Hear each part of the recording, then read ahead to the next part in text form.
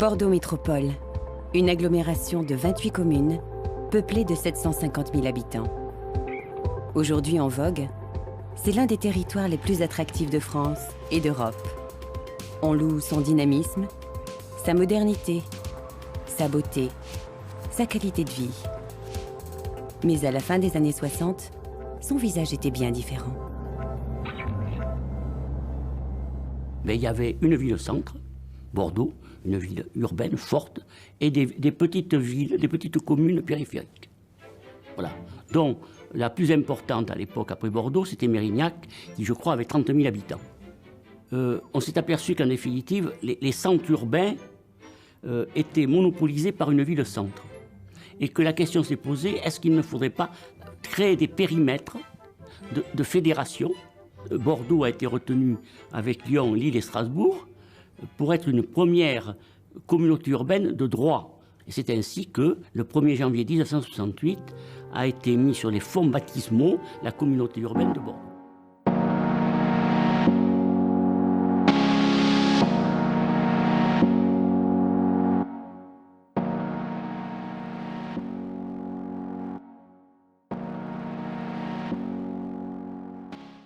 Aujourd'hui, le mode de transport public privilégié des habitants de la métropole, c'est le tram.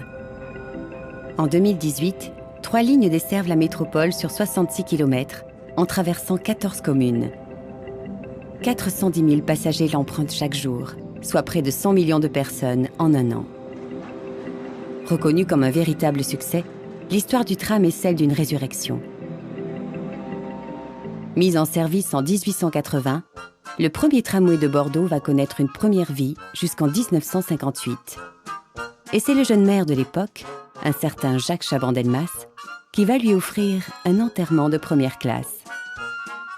Le réseau de transport en commun est alors remplacé essentiellement par des bus, à tel point que ceux-ci deviendront quelque part la marque de fabrique bordelaise jusque dans les années 90, avec les fameux mégabus en accordéon. Mais l'époque du tout-voiture a vécu. La voirie est quotidiennement saturée. À l'évidence, la communauté urbaine de Bordeaux a un besoin impérieux de réaliser son réseau de transport en commun en site propre. Et le résultat de la consultation est sans appel. Tous les bureaux d'études concluent à la nécessité de faire un tram. Au-delà du choix du mode de transport, le projet global est avant tout un projet urbain à grande échelle. Il promet de redessiner la face de la métropole et de changer la vie de ses habitants. Pour la première fois, la population va être pleinement associée à la réflexion grâce à l'organisation d'une grande concertation. Et au début de l'an 2000, le son des premiers coups de pioche résonne dans les rues. Bordeaux Métropole entre dans le XXIe siècle. Une des particularités de ce projet, c'est d'avoir mené trois lignes en même temps, puisqu'on avait du retard revenant à la case départ, il fallait rattraper. 3 lignes faites concomitamment. Il y avait le chantier des quais qui partait, avec la transformation totale des quais, la construction de parkings souterrains, le parking souterrain de Bourse se faisait en même temps, et la volonté étant, en même temps qu'on faisait le tramway, de faire de la rénovation urbaine de la voirie de façade à façade, et de refaire en même temps les places. Et le 21 décembre 2003, après 3 années de travaux, la ligne A du tram est inaugurée en présence du président de la République, Jacques Chirac. Le tram est désormais une réalité. Les travaux dans l'agglomération sont pour autant loin d'être terminés. Au milieu des années 2000, le projet global de rénovation urbaine bat son plein, avec notamment sa vitrine, les quais. Le projet retenu est celui de l'architecte paysagiste Michel Courajou. Son idée, aménager une promenade publique de plus de 4 km de long, en y proposant des espaces de loisirs et de liberté. Les habitants de la métropole sont alors loin d'imaginer que peu à peu est en train de se dessiner un lieu qui deviendra l'emblème de l'agglomération. Un des objectifs qui avait été donné par Alain Juppé en 1995, c'était également de se réapproprier la Garonne, hein, et donc de redonner la Garonne aux Bordelais. Il y avait les grilles du port, et quand il n'y avait pas de port, dans la partie entre le pont de Pierre et le pont Saint-Jean, il y avait une déchetterie, une centrale à béton, des stockages de gravier. On pouvait mettre n'importe quoi sur les quais. Ça n'intéressait personne. Et quand Alain Juppé nous a demandé de couper les grilles, immédiatement, la population est venue se promener sur les quais alors qu'elle ne venait pas. La grille, effectivement, c'est un symbole, on n'a pas fait plus d'ouverture. Et ils se sont appropriés l'espace avant nous. Lancé en 1999, il va falloir 10 ans au total pour que le projet de réaménagement des quais aille à son terme. Le résultat est bluffant et le succès populaire dépasse toutes les espérances.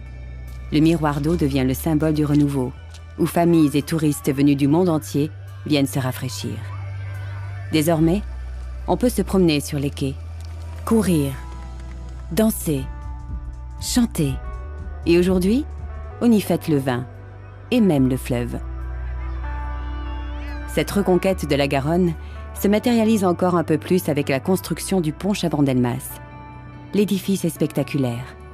Long de 433 mètres, il se caractérise par une travée centrale levante, afin de pouvoir laisser passer les bateaux de croisière. Les quais étant désormais un espace libre et accessible à tous, le chantier va rencontrer un succès populaire inattendu. Et le 16 mars 2013, le pont Chabandelmas est inauguré par le président de la République, François Hollande, reliant ainsi directement les quartiers de Bacalan et Bastide. Depuis sa mise en service, la circulation autour des quais a été réorganisée. Une expérimentation a même été lancée sur le pont de Pierre, qui est réservé aux piétons, aux vélos et au transport public.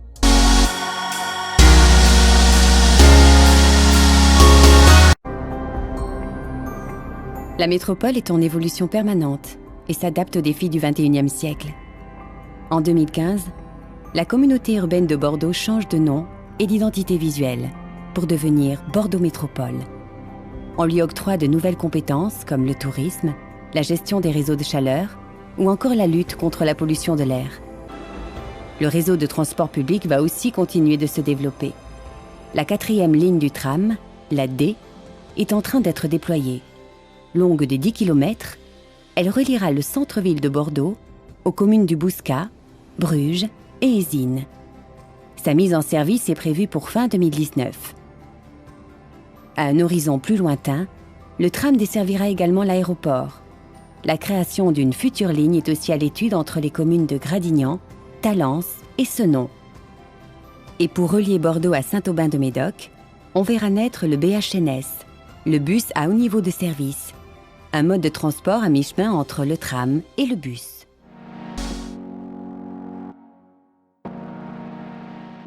Le centre historique de Bordeaux, les quartiers du Grand Théâtre, Saint-Michel, la place de la Bourse ou encore, bien sûr, l'incontournable miroir d'eau.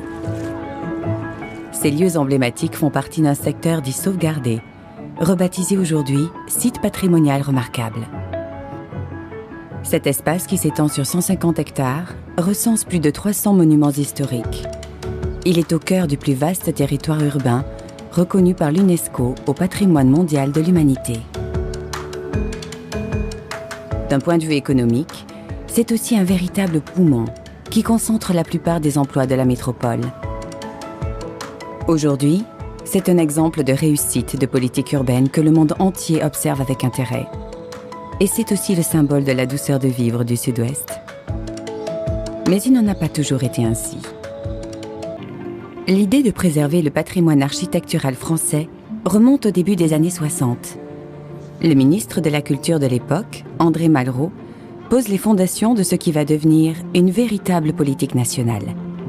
Bordeaux est l'une des premières villes de France à se doter d'un secteur sauvegardé, sous l'impulsion de son maire, Jacques Chabandelmas. Vous voyez que cet immeuble-là a été ravalé, a été restauré, et on voit très bien ici, par contraste, l'état dans lequel peuvent encore être certains immeubles en centre historique de Bordeaux.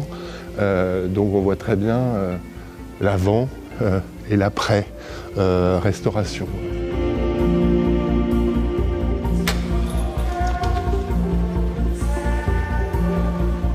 Bon, la prise de conscience qu'il faut mettre en valeur ce patrimoine, elle se fait dans les années 60 grâce à un architecte urbaniste qui s'appelle Claude-Henri Aubert et qui va convaincre Jacques Chabandelmas qu'il ne faut pas seulement restaurer les vieilles pierres, mais qu'il faut restaurer la vie dans le centre ancien. L'objectif d'un plan de sauvegarde et de mise en valeur, c'est pas seulement de protéger le patrimoine, c'est bien de faire un projet pour vivre dans un secteur patrimonial.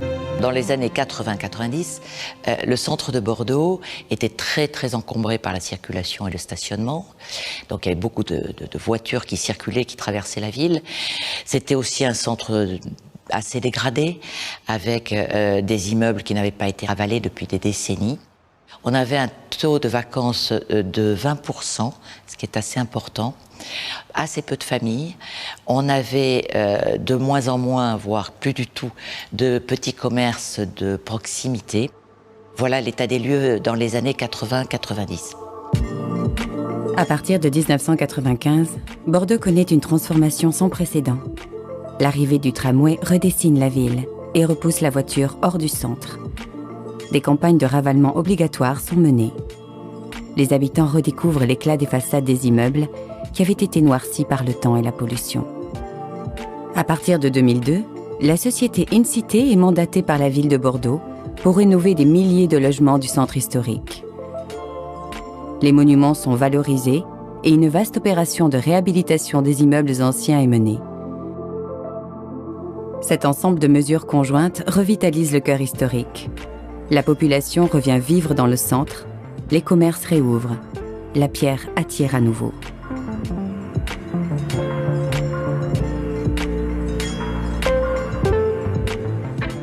Si l'idée de continuer à protéger le patrimoine apparaît toujours essentielle, il n'en reste pas moins que les modes de vie et les aspirations de la population sont aujourd'hui bien différents de ce qu'ils étaient il y a plus de 50 ans.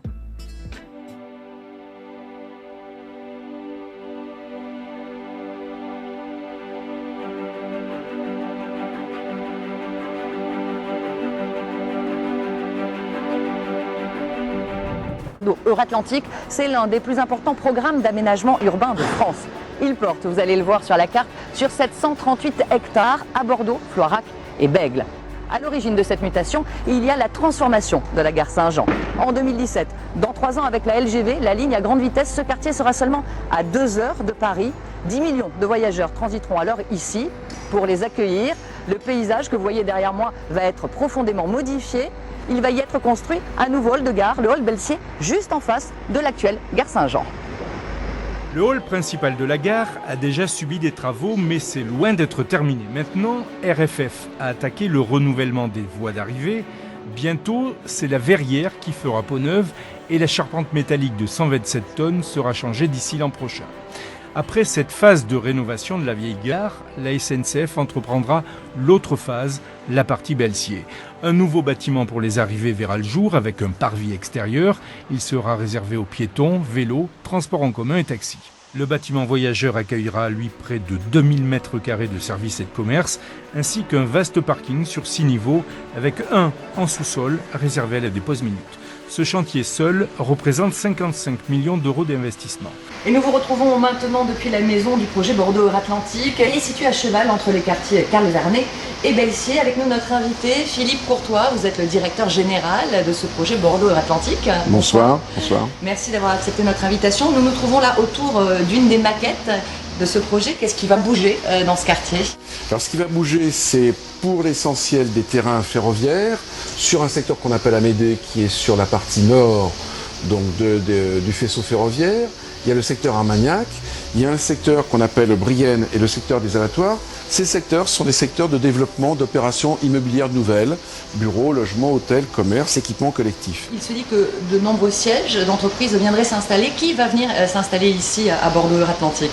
Donc c'est plutôt des entreprises financières, des compagnies d'assurance, des compagnies d'expertise comptable, qui sont aujourd'hui nos prospects ou nos clients avec lesquels on négocie ou on a négocié des installations comme le nouveau siège à Caisse d'Épargne qui va démarrer le permis de construire à déposer sur les abattoirs. Alors on comprend bien que le quartier Belsier va être le premier à être transformé, métamorphosé. Tout à fait. Ce quartier, eh bien, nous nous sommes intéressés à ses habitants.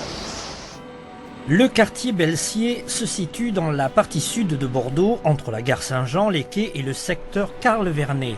La mutation annoncée avec le projet Euratlantique provoque des inquiétudes, mais aussi de l'espoir chez les habitants, à l'image d'une association de riverains très active. Nous avons mené la concertation pour justement réfléchir à l'avenir du quartier, sachant très bien que le quartier va évoluer et qu'on préférait être associés à la réflexion, les habitants, les associations, plutôt que de subir la décision d'urbanistes, de politiques.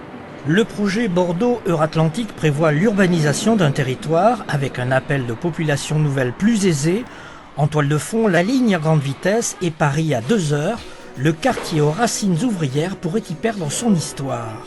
L'identité du quartier se perd. Le côté un peu ouvrier de ce quartier ne sera plus d'actualité. Puisque comme je pense tout le monde le voit ou l'entend, ce quartier est amené à devenir un quartier d'affaires. La valorisation du foncier pourrait expulser les familles les plus modestes. En attendant, les habitants très attachés à leur quartier ont créé un jardin partagé, un espace de vie et de mixité sociale à pérenniser avec le renouveau de Belsier. On a beaucoup demandé, accentué sur les relations avec Euratlantique ou avec la ville, qu'il faut absolument maintenir le plus possible des logements sociaux, des logements où toutes les classes peuvent être représentées. L'enjeu dans le quartier Belsier sera d'intégrer au mieux les classes populaires dans un projet d'urbanisme moderne.